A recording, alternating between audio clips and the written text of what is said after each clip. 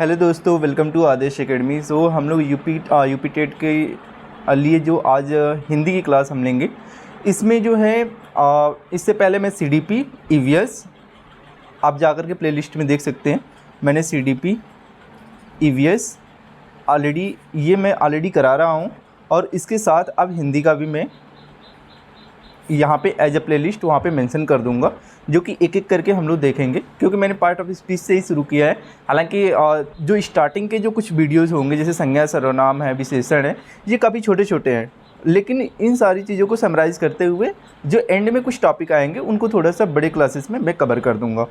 तो और इसके बाद इंग्लिश का भी जो है, इंग्लिश को भी कवर करा दूंगा। हालांकि एक संस्कृत का भी है, तो संस्कृत में थोड़ा सा मैं भी उसमें बनाना सारी चीज़ें पीपीटी वगैरह थोड़ा सा टिपिकल है, बट उसको भी मैं कवर करा दूंगा, बट एट द एंड। फ़िलहाल के लिए मैं सीडीपी राइट ईवीएस, उसके बाद आपका हिंदी हो गया, देन इंग्लिश राइट, और उसके बाद मैथ्स भी मेंशन करूँगा। थोड़ा सा मैथ्स के जो डिजिट वगैरह है ना, राइट डाउन करना मतलब थोड़ा सा टिपिकल हो जाता है। तो हम लोग आज की क्लास में संज्ञा को देखते हैं यहाँ पे, ठीक है। संज्ञा में जितनी भी सारी चीज़ें जो उसका मतलब व्याकरणिक सिद्धांत है, परिभाषा, भेद है, और निर्माण के जो नियम हैं, और भाववाचक संज्ञा कैसे बनाते हैं, वो छोटे छोटे चीज़ें हम लोग आज के मतलब वीडियो में कवर करेंगे। जैसे यहाँ पे संज्ञा है, संज्ञा का जो अर्थ और प्रकृति क्या है, किसी प्राणी, वस्तु, भाव, स्थान आदि का जो बोध कराने वाले शब्द होते हैं वो क्या कहलाते हैं, आपका संज्ञा कहलाते हैं, जो कि आप बचपन से ही पढ़ते आ रहे होंगे, छोटे छोटे परिभाषाएं। लेकिन इसमें कुछ भी चीज़ें जो छोटी छोटी है, जो काफ़ी टिपिकल है, उसको मैं एक्सप्लेन कर दूंगा।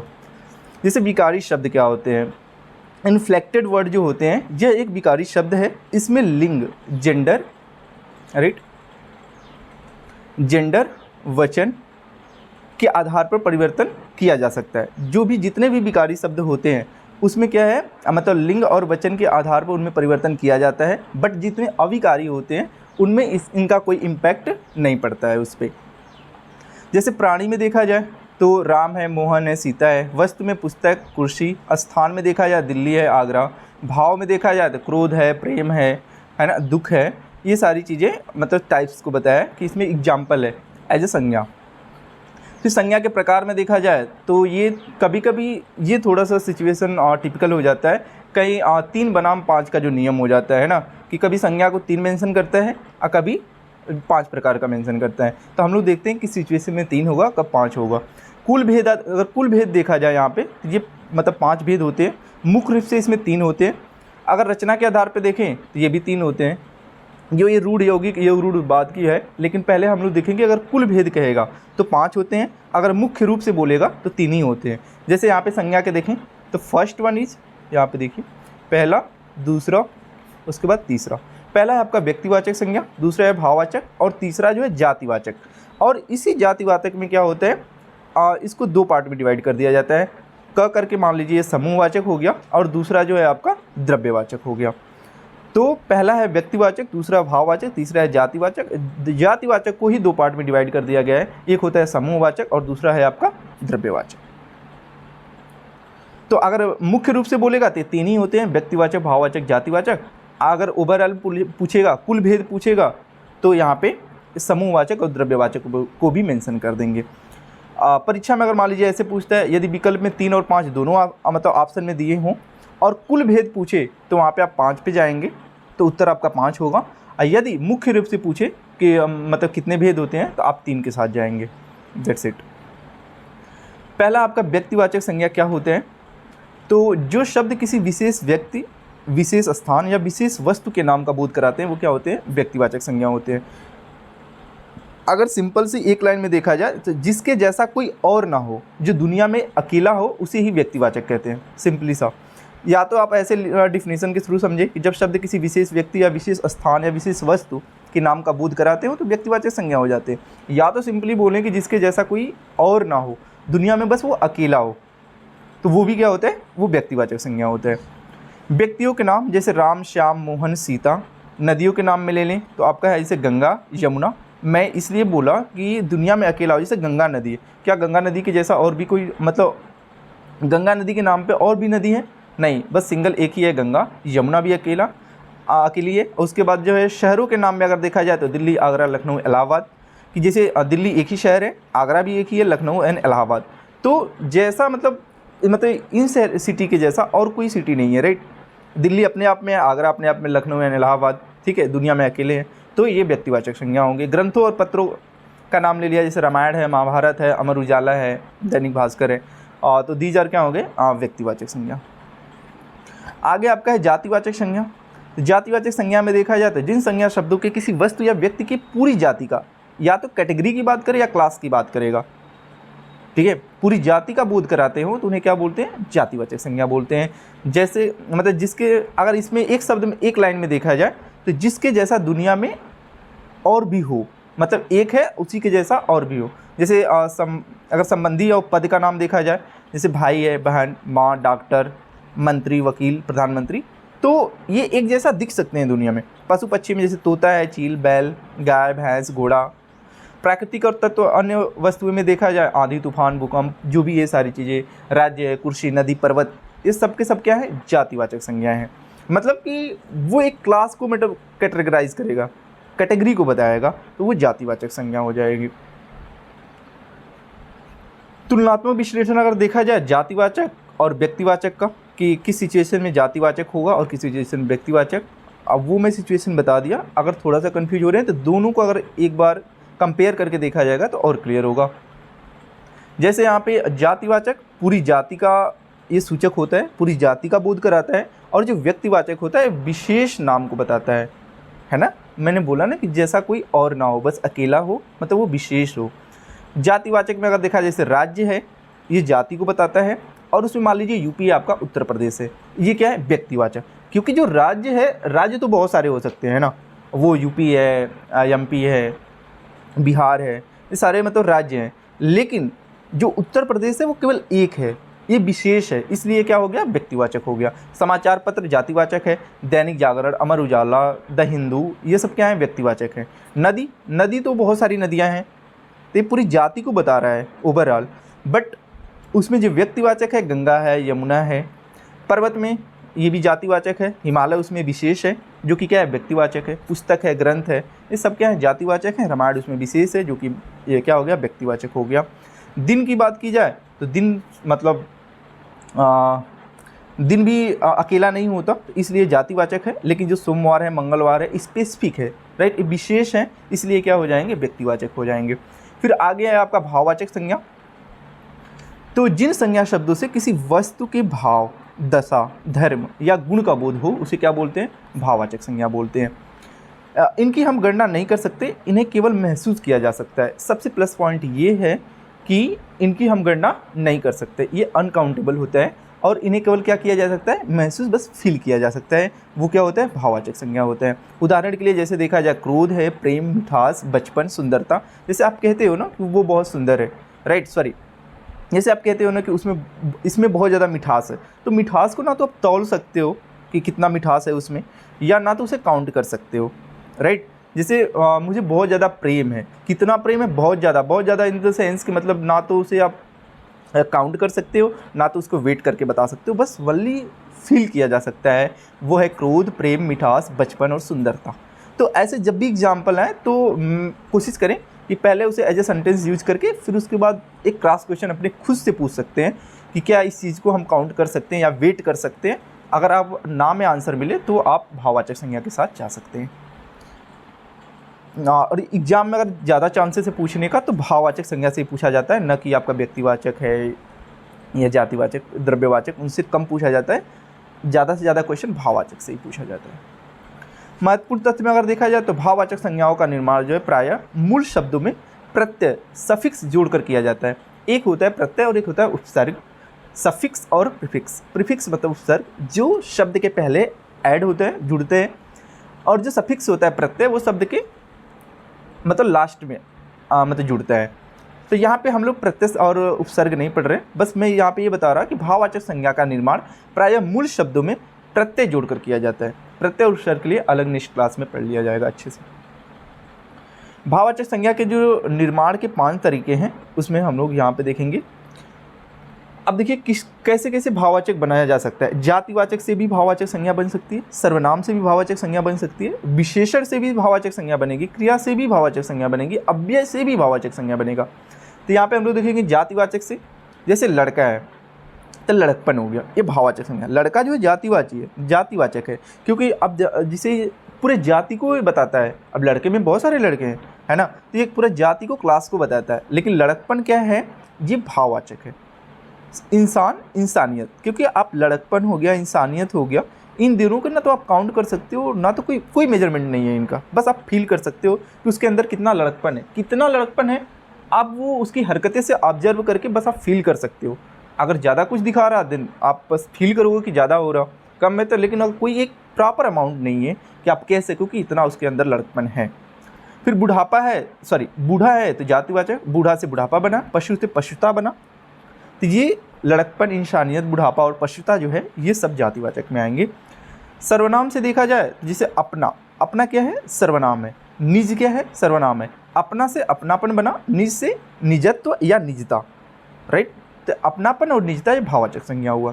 फिर थर्ड है विशेषण से, कठोर जो है और मीठा, सुंदर, ये तीनों क्या है, विशेषण है। लेकिन कठोर से कठोरता बना है, सुंदर से सुंदरता, मीठा से मिठास। अब इसमें प्रत्यय का क्या काम है, क्योंकि देखिए कठोर से लास्ट में ता लगा है ना, कठोरता बना, सुंदर से सुंदरता, मीठा से मिठास। तो यहाँ पे प्रत्यय ही जोड़ करके क्या बनाए जा रहे हैं, भाववाचक संज्ञा बनाई जा रही है। जैसे यहाँ पे कठोरता ता लगा है, सुंदरता इसमें भी ता लगा, तो विशेषण से हम लोग क्या बनाए, भाववाचक संज्ञा बनाए।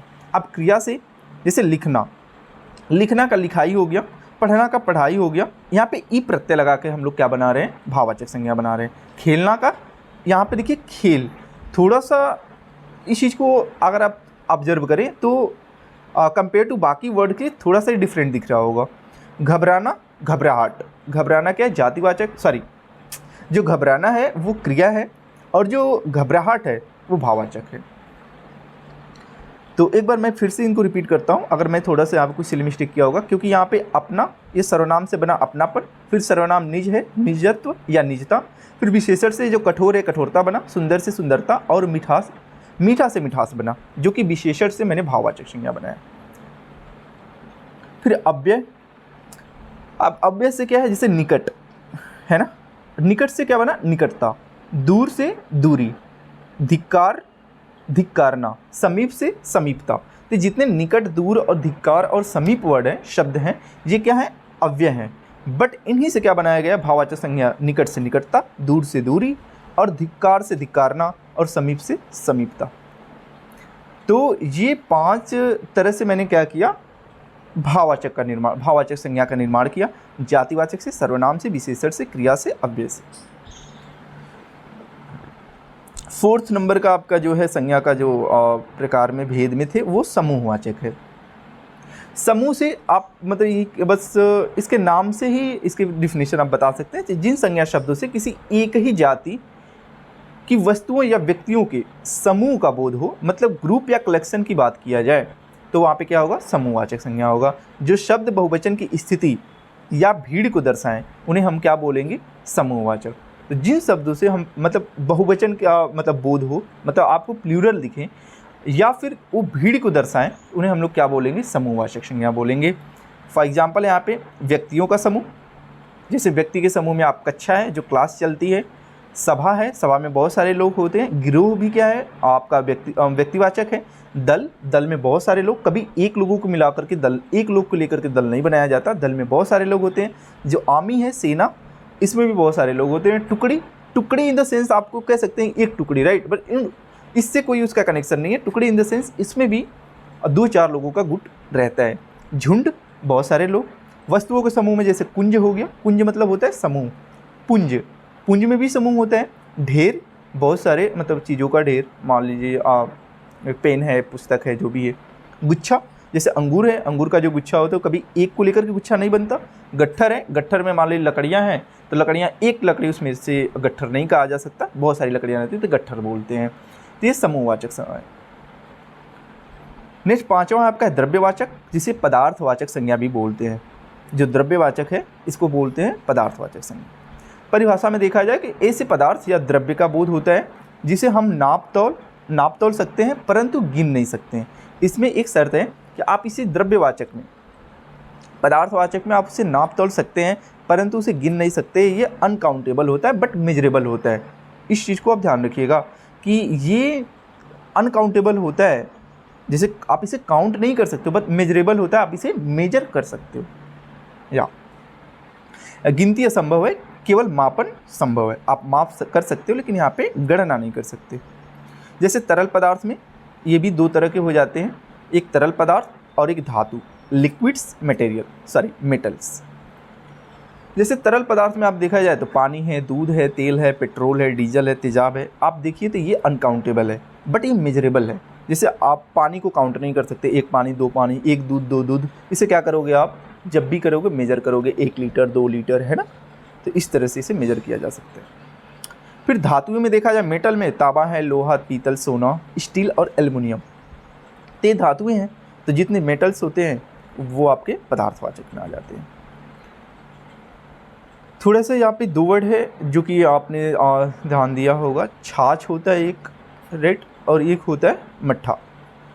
हालांकि दोनों एक ही होता है बट हिंदी में अगर देखा जाए तो जो छाछ होता है आपका वो स्त्रीलिंग कंसिडर किया जाता है। जिसे जेंडर होता है लिंग में ना, स्त्रीलिंग और पुरुष पुल्लिंग, तो उसमें जो छाछ होता है वो एज ए स्त्रीलिंग कंसिडर किया जाता है, बट जो मट्ठा होता है वो पुल्लिंग होता है। ऐसे ही वर्ड आ गया था यहाँ पे तो मैंने मेंशन कर दिया। बाकी स्त्रीलिंग पुल्लिंग और डिफरेंट वे में होते हैं। कुछ टिपिकल वर्ड भी होते हैं जिनको कंसिडर करना, जैसे दही है और भी सारे वर्ड हैं, आप उन्हें देखने में वो लगेगा कि पुल्लिंग है लेकिन वो स्त्रीलिंग में कंसिडर किया जाता है। कुछ ऐसे वर्ड हैं जो स्त्रीलिंग होते हैं लेकिन उनके पुल्लिंग में कंसिडर किया जाता है। तो हम लोग उस क्लास में देखेंगे जब हम जेंडर की बात करेंगे।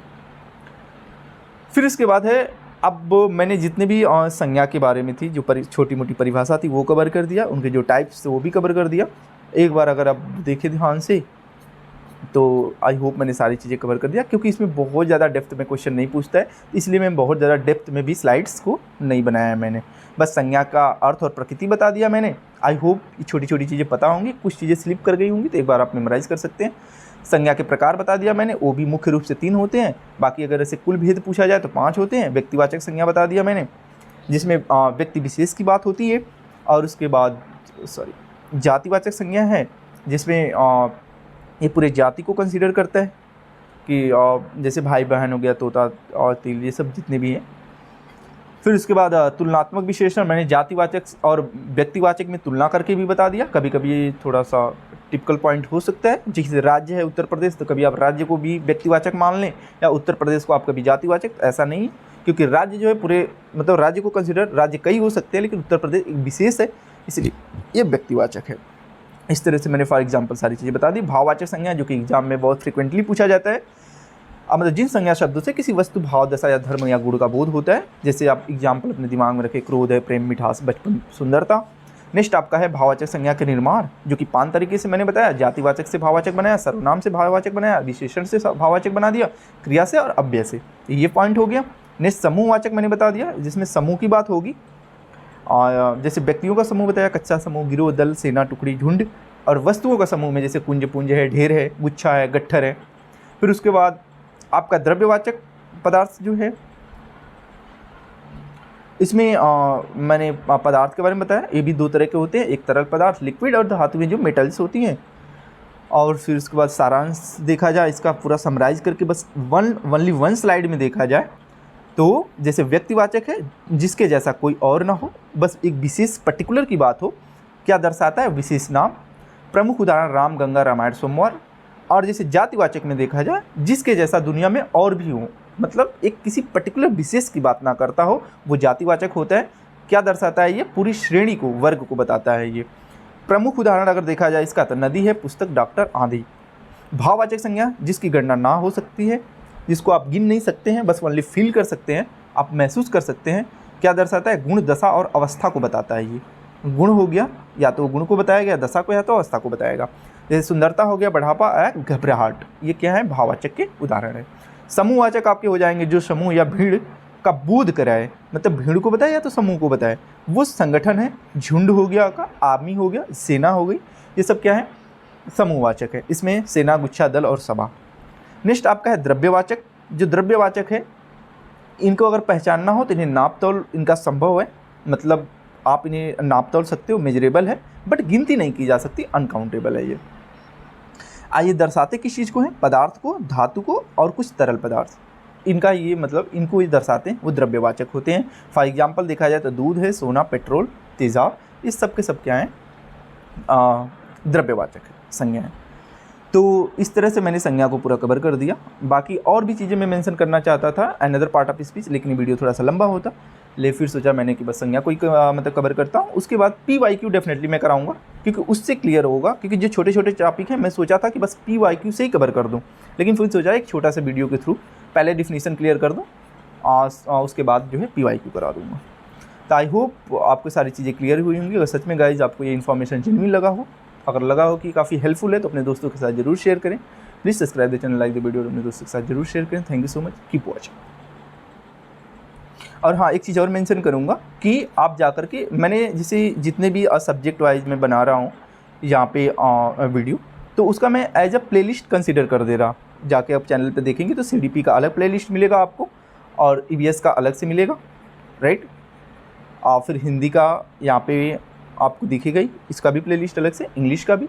मैथ्स का कोशिश करूँगा कि थोड़ा सा मतलब उसका बड़ा वीडियो बनेगा, क्योंकि अब मैं छोटे छोटे क्लिप में नहीं क्लियर करा सकता। और मैथ्स के लिए सबसे बेटर ऑप्शन मेरे को दिख रहा है PYQ, then previous year question, और मैं इसका सोल्यूशन दूँ। बिकॉज मैथ्स के लिए पहले एक बार डिफिनीशन कराओ, देन प्रीवियस हो, तो काफ़ी एक्टिव होगा, क्योंकि इसमें डिजिट वगैरह लिखना थोड़ा सा टिपिकल होता है, उसकी स्लाइड बनाना। तो आई होप आपको सारी चीज़ें क्लियर हो गई होंगी। Keep watching.